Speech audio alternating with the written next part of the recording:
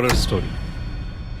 आज की ये कहानी थोड़ी अलग है क्योंकि इंडिया के सबसे बड़े मेले महाकुंभ के बारे में है। रौनक त्रिपाठी एक 19 साल का नौजवान अपने माँ बाप और बड़े भाई अमित के साथ 2012 में पहली बार इलाहाबाद के महाकुंभ मेले में गया था। महाकुंभ का मेला बहुत पवित्र माना जाता है और इसका अनुभव अस्तित्व को बदलने वाला माना जाता है, पर रौनक के लिए ये एक रिलीजियस ट्रिप से ज्यादा एक एडवेंचर था। उसने अपनी दादी से कई बार सुना था कि यहाँ देव और असुर दोनों के किस्से छुपे हुए हैं और महाकुंभ के समय संगम का पानी अपने अंदर एक अलग सी शक्ति समेट लेता है।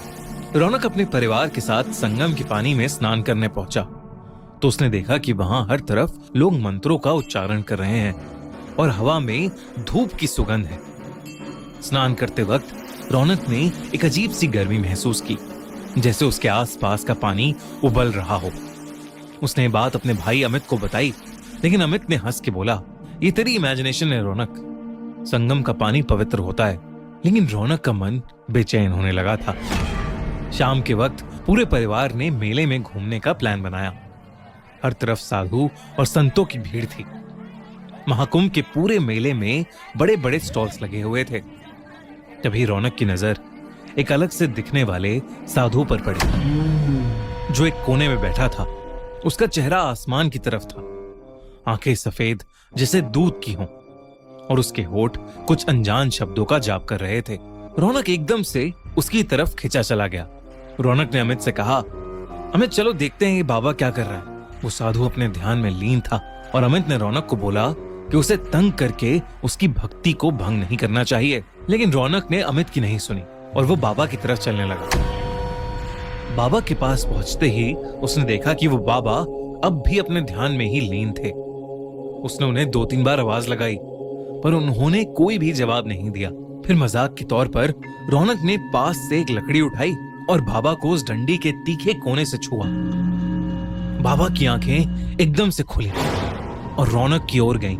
रौनक को लगा कि बाबा शायद उससे गुस्सा हो गए हैं, पर उन्होंने मुस्कुराते हुए रौनक को देखा और कहा, आ गया तू, तेरा ही इंतजार था। रौनक एकदम से थोड़ा घबरा गया।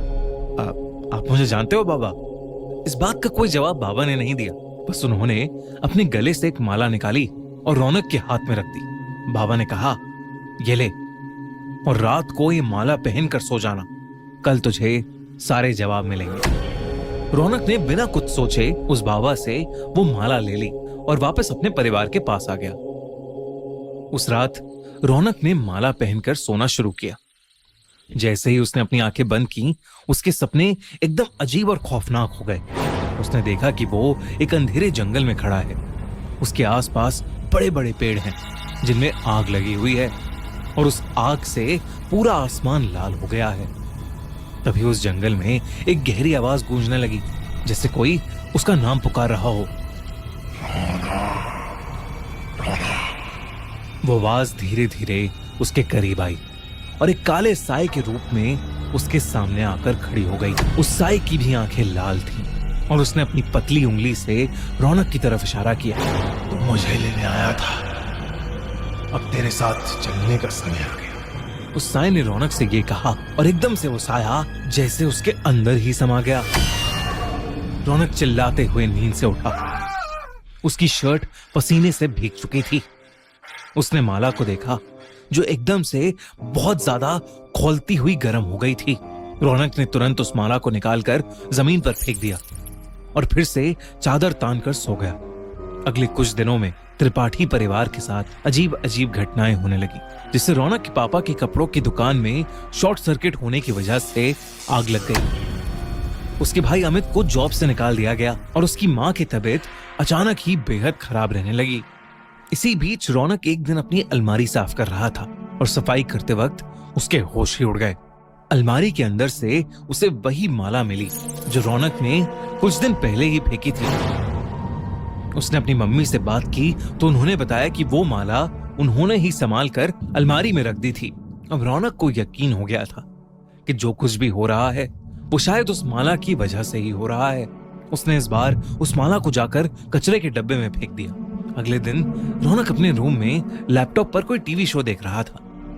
तभी उसे ऐसा महसूस हुआ जैसे उसके ठीक पीछे कोई खड़ा है।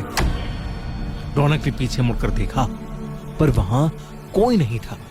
लेकिन जैसे ही रौनक ने वापस मुड़कर देखा, उसके कमरे के एक कोने में वही लाल आंखों वाला काला साया खड़ा था जो रौनक के सपने में आया था। उसे देखकर रौनक इतना डर गया था कि उसकी आवाज ही नहीं निकल रही थी। वो काला साया धीरे धीरे रौनक के करीब आया और बोला, संगम, वापस आ जा। रौनक चिल्लाते हुए अपने भाई के रूम में भागा और घबराते हुए अमित से बोला, अमित, वो साया वापस आ गया है और वो मुझे संगम बुला रहा है। अमित को रौनक की बात समझ नहीं आई। उसने उसे समझाया कि ये सब रौनक का वहम है और वो उसे कल सुबह मंदिर ले जाएगा, जिससे शायद उसका डर दूर हो जाएगा। पर रौनक उस रात सहम गया था। अगले दिन सुबह वो बिना किसी को बताए बस में बैठकर इलाहाबाद के लिए निकल गया। बस रात को चाय पीने के लिए रुकी। चाय पीकर जैसे ही रौनक ने वॉलेट निकालने के लिए अपना बैग खोला, उसकी रूह कांप गई।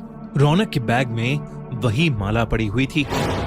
रौनक ने एक लंबी सांस ली और खुद को समझाया कि वो महाकुंभ जाकर उसी बाबा से मिलेगा और सब कुछ ठीक कर लेगा। और वो पैसे देकर बस में जाकर बैठ गया। पूरे सफर में रौनक को महसूस होता रहा कि वो काला साया कहीं ना कहीं उसी के साथ है, बिल्कुल उसके करीब। अगली सुबह महाकुंभ पहुंचकर रौनक सीधा भागकर उस मेले में उस बाबा को ढूंढने लगा। और जैसे ही वो बाबा उसे दिखे, वो उनके चरणों में जा गिरा और फूट फूट कर रोने लगा। उस बाबा ने गुस्से में उससे कहा, मूर्ख, अब क्यों आया है मेरे पास? तूने एक साधु की आराधना भंग की थी, अब तू उसका दंड भुगत। रौनक के आंसू रुक ही नहीं रहे थे और वो अपनी गलती समझ गया था। उसने उस साधु से रो रो कर माफी मांगी। कुछ समय बाद उस साधु को रौनक पर दया आ गई और उसने रौनक से माला वापस लेकर अपने गले में डाल ली। अचानक ही रौनक को माला के जाने के बाद बहुत हल्का सा महसूस होने लगा। रौनक ने देखा कि वो काला साया बाबा के सर के ऊपर खड़ा है और कुछ ही देर में वो बाबा के अंदर ही समा गया। उस दिन रौनक ने एक बार फिर महाकुंभ में स्नान लिया और वो समझ गया कि कभी किसी भक्ति में लीन साधु को डिस्टर्ब नहीं करना चाहिए। घर आकर उसने सब कुछ अपने परिवार को बताया। धीरे धीरे उसके परिवार पर आई प्रॉब्लम्स भी दूर होती चली गईं। रौनक और उसकी फैमिली इस साल प्रयागराज में हो रहे महाकुंभ में फिर से जा रही है। आप में से कितने लोग महाकुंभ के बारे में जानते हैं? और अगर हाँ, तो कितने लोग